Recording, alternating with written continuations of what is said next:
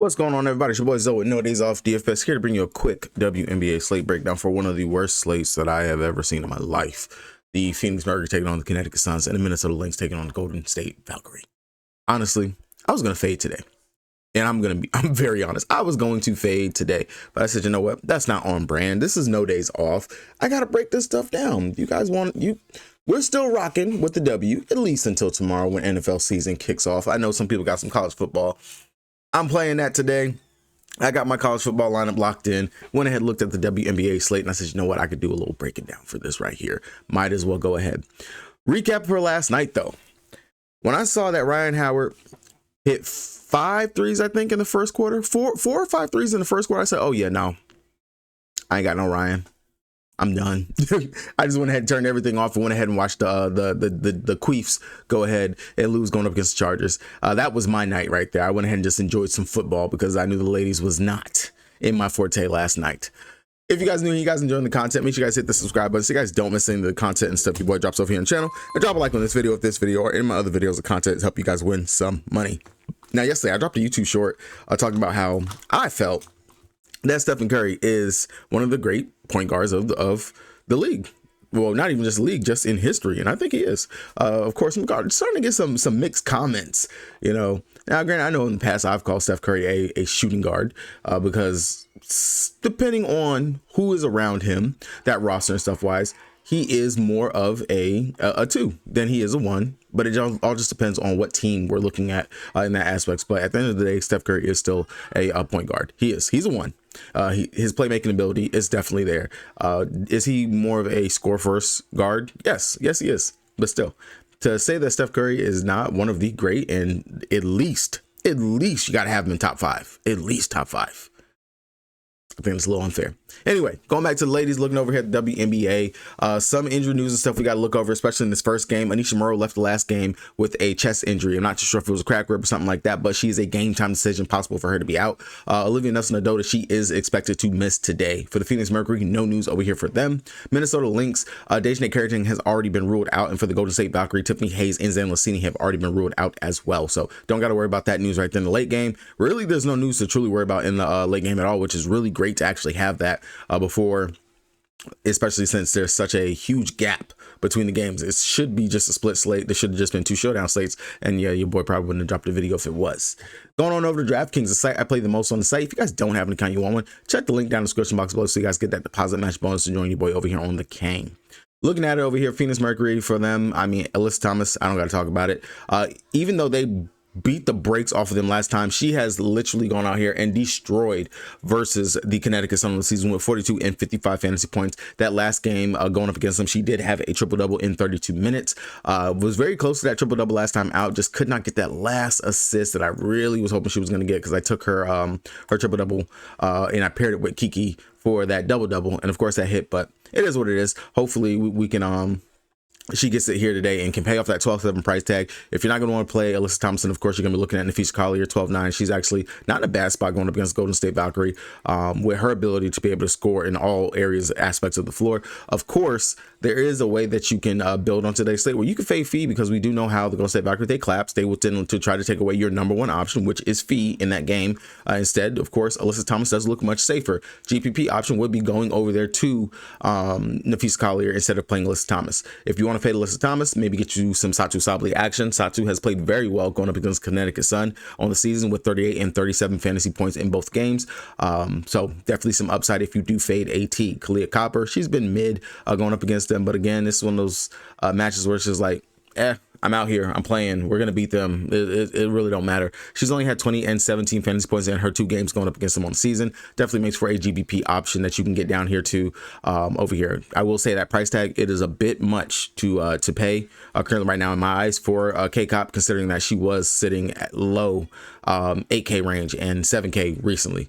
I do think that is a huge price up, and I'm not too sure if I want to actually get up to that, if I'm being honest myself. Also, quick explanation, I did have this in the comment section yesterday, GPP, and what do I mean when I say GPP option? It means that they are their outcome is risky.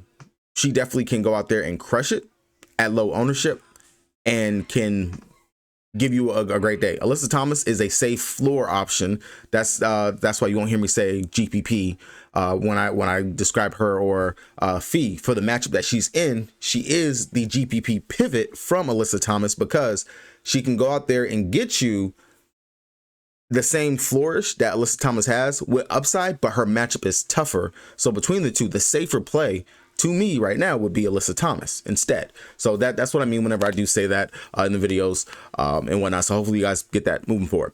Natasha Mack, she's been playing fairly well over the last several games. Minutes still in the 20-ish range right there. 22 minutes last time out, 27 fantasy points versus Phoenix versus the Washington Mystics. She has not played many minutes going up against Connecticut Sun, which is kind of weird looking at it. I guess she hasn't done too well going up against Tina Charles, but definitely just with the role, the minutes, and everything that she has right now, I can't ignore it. And I can't ignore it anymore. Of course, I hop on the Natasha Mack train. She's going to go out here and have a dud. Definitely in the realm of possibilities. Everybody 1 through 5 practically is in play going up against the Connecticut Sun. When it comes down to it, it's the end of the season. Really not too much to play for. I wouldn't mind taking a stab at Natasha Mack, but you don't have to go there at all. DeWanna Bonner, she's there, 6,800. A little rich in my eyes. I really don't think you need her as a value option, especially when I can go to Natasha Heidemann in the second game, who's been balling as of late. I would probably rather go over there. Definitely can mess with Sam Whitcomb off the bench. We know she's going to come out here. She's going to play teenish minutes, get upwards towards the 20-ish. Maybe if the game was to get out of hand, we could see more minutes for Sammy. I wouldn't mind that at all. Definitely would be in contention inside my player pool. And then West Bell, definitely if the game gets out of hand, would be a deep GPP option that you can go to. Kalani Brown has not been playing, a lot of DMPs for her. And then of course she missed some time for personal reasons. I'm not too sure if I want to even go in that direction for her. On the Connecticut Sun side of things, I'm not too sure if Murrow is going to be back in play. She got injured last game, did not come back at all. And now she's listed as questionable. Of course, we're going to have that news pretty early. If she's going to be out, then Aaliyah Edwards, she did go ahead and start the second half for her, played the most minutes that she's played over here for the Connecticut Sun. And she's a great player. I like her upside. Bigs, scoring in the paint, bigs, rebounding, going up against the Phoenix Mercury. Look at what Kiki just did. Shakira Austin also as well in her mid 20 minutes. They went out there and they crushed. Aaliyah Edwards could go out here and do the exact same thing. And for 4,700, a steal of a value, especially if Murrow is going to be out. Marina Mabry, she's actually played decent going up against the the Phoenix Mercury on the season. I do think it is a tougher matchup for her, especially not one where she will be able to pay off this 10-1 price tag. That is very rich for Marina Mabry. I wouldn't mind taking some unders on her. She's only scored 25 fantasy points in both games going up against them. When you have Satu Sabli, you got Kalia Copper out there to be able to go and just pass to her and bother her on defense. I really don't see the upside to mess with that right there. Layla LeCan, she's out there, but as long as they're going to continue to start Lindsay Allen, that is going to hamper the upside because we're not going to get that assist upside that she was giving us out there. Yes, she can go out there and score depending on if they're actually looking to facilitate, get her the ball. Upside is very much limited, especially at 9,200. Very much a GPP option right there to me in my eyes. Sanaya Rivers, I wish that we can continue to see more minutes and everything for her. I don't mind her if you're trying to get some type of piece besides Aaliyah Edwards over here from the Connecticut Sun. Definitely does have boom or bust potential and upside right there for you. Outside of that, Lindsay Allen, they're starting her. She's playing minutes. I don't know why. Definitely a value option that you can get to at 4K. Understand she's not going to get you a 0, possibly, but the upside is very much limited. Low fantasy point per minute producer when she's out there on the court. I really don't like it. Haley Peters with Olivia Nelson-Dota doubtful to play, and then if Murrow does get ruled out, she is going to have to play some backup minutes and some role over there at the 4 spot. Then if they do decide the game's out of hand, Tina, why are you out here? Why are you playing? Pull Tina. Then we could see some more minutes out there for Peters or for a Marsh as well. So definitely keep those two in your back pocket as potential plays you can get to. Going on over to the Minnesota Lynx for them right here. They didn't necessarily get whooped. Fee definitely did hurt her MVP campaign. Of course, you're seeing everyone just touting and talking about how Asia, she is definitely going to be able to run away with this. Asia's going to be able to go ahead and overtake it. And I mean, they're on what, a 13-14 game win streak. And I definitely can say a lot of it has been due to the fact that Asia Wilson is playing up. She is finally playing to elite level that we've been waiting to see since earlier this year, where she should have been playing and doing all that right there. But definitely Nafis Collier will be the pivot that you would get to off of Alyssa Thomas if you do believe. This game, of course, is slated to be closer than the first game. So definitely you can't mess with going to Fee over AT. And if there's the value here on today's slate, you can mess with going with Fee and Alyssa Thomas at the same time. Definitely would be a mixed pot in regards to what you can do right there. Now, to me, if I'm going to fade Fee, I'm going to go to Courtney Williams, who does have a good matchup going against Golden State Valkyrie. We have seen, especially with Tiffany Hayes and some of the other players missing over there at the guard rotation for the Valks, that opposing guards, they've been able to go out here and play very well.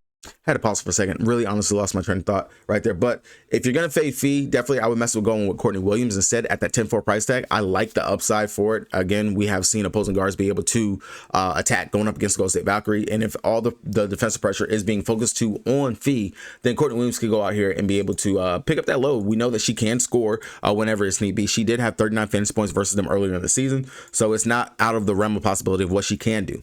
Now, Fee, she had a mid-30 game the second time going up against them. First game versus the Valk, she did have 51 fantasy points. Definitely, she can pay it off. Again, you got Alyssa Thomas in triple-double territory in a game that she can go out there and get it. The rebounds will be there for her. The playmaking assists will be there for her as well. And if she decides she wants to turn it up and score, she can go out there and get that as well versus the Connecticut Sun over there. So definitely, if I'm fading Fee and I'm going with Alyssa Thomas, then I'm going to be playing Courtney Williams instead. And matter of fact, I'm going to give you guys that because I do like that as a 1-2 punch to go ahead and build and get you some good anchor pieces from either side. And then, of course, I'm going to go ahead and just give you guys a nice little core right here. You just go ahead and take Aaliyah Edwards, 7,400 left over. You can build a very nice lineup. And I wouldn't be surprised if this is going to be chalky out there in a lot of contests and stuff for today. Finished now over here, Kayla McBride definitely would be another pivot you can get to. We know that the Golden State Valkyrie give up a ton of threes. Kayla McBride is a three-point sniper, a specialist out there. A lot of her shots, a lot of her scoring comes from beyond the arc. 8K, not bad at all. Definitely a spot we can go ahead and get her in rhythm. Only 10 points last time out going up against the Las Vegas Aces. She definitely is prime and in position to be able to go out here and crush it. Versus the Golden State Valkyries on the season, she had 30 fantasy points in the first one, 19 in the second one. Definitely will be a bounce back candidate to have a good day.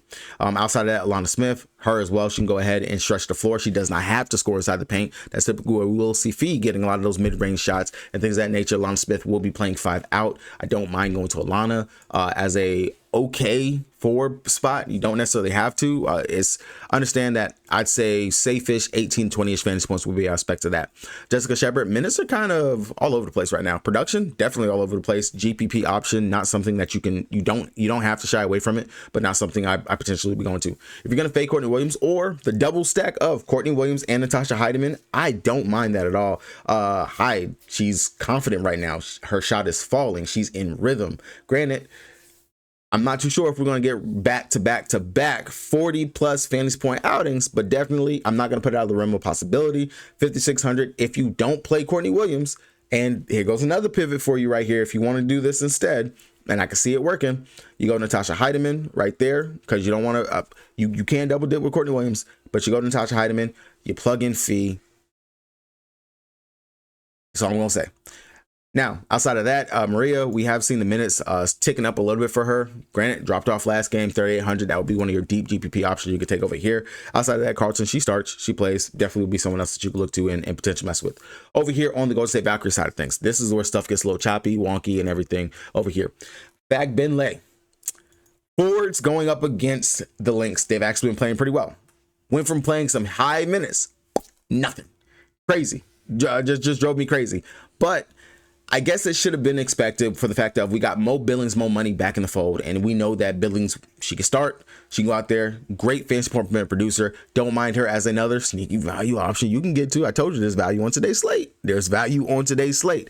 Wouldn't mind taking Mo Billings off the bench right there. That's definitely going to be an upside play. I can go out there and crush it in her time frame when she's out there on the court. I don't mind going to her at all. Veronica Burton, no Tiffany Hayes, still balls in her hand. She's going to be going out there having to do everything in regards to it. She can rebound the ball pretty well. She's had 33 fantasy points going up against them early on the season. 11K is a bit rich, especially when you got Courtney Williams, who can get you the exact same floor and more that Veronica Burton can go out here and get. I could see her being very much lower owned on today's slate, especially for the fact we still got Kalani Charles. She's out there. She's starting. Production is kind of dipped off just a little bit, especially with other players like Billings and stuff being back, but I don't mind still getting down there to her as a potential option. Salon is Salon. She's out there. She's playing. 8-1, rich for me. I really don't like the price tag. Would be someone I would have to say is a GPP pool for me. Not something I'm going to get to. Carla Light, we know she's a 3-point sniper. If the shot is falling and she can also play make a little bit, she will be able to go out there and get you something. But 5,900 off the bench, I'd rather just go ahead and play Heidemann instead of her right there, especially for the fact that I know Heidemann, ball is in her hands and she's literally facilitating and doing what she can when she's out there on the court. Outside of that, me here, those minutes, they're dipping off. She's getting DMPs. I'm not going to go right there for her. Kate Martin, she's still in the fold and she's still playing some pretty significant minutes. As long as Tiffany Hayes is out, Kate Martin needs to be inside of our player pool and needs to be a player that we have to look at as a potential play. I wouldn't mind going over there and getting to her as well as a potential option. Rupert, with Billings being back, those minutes were dipping down, which is crazy that she went out there and she played 30 minutes last time out, 25.75 fantasy points, making her just a realm of possibilities what you can get. She has not played well going up against the well, I guess depending on what lens and light you look at, she's played well / not played well going up against the Minnesota Lynx because she hasn't played minutes. She was playing off the bench early in the season when they played going up against them, but she crushed in her time frame. In 3 minutes, she had 4 fantasy points. In 5 minutes, she had 7 fantasy points. So definitely, if I got to choose between Salon and Rupert, I probably go Rupert just for the 3-point upside that she has and the abilities for her to be able to stretch the floor. But I probably would just go ahead and just take my chances on Billings, who can go out there and get me what either one of those do. And the rotation in the minutes is going to be split right there. All right, guys, that's going to do it. That's probably the quickest breakdown I've been able to get through for the week. Hopefully, you guys, if you are playing on today's slate, you guys cash out. We got NFL Sunday tomorrow. Good luck to everybody. If you guys want a core for NFL, it's week 1. I'm not going to do a breakdown or anything like that for it. But for week 1, NFL, if you guys want my core that I will be building around and stuff, let me know down in the comment section. I'll drop that on the YouTube page and on the Patreon for you guys if you are sub to the Patreon. Good luck to everybody. Y'all have a good, blessed weekend. Go touch some grass. Peace.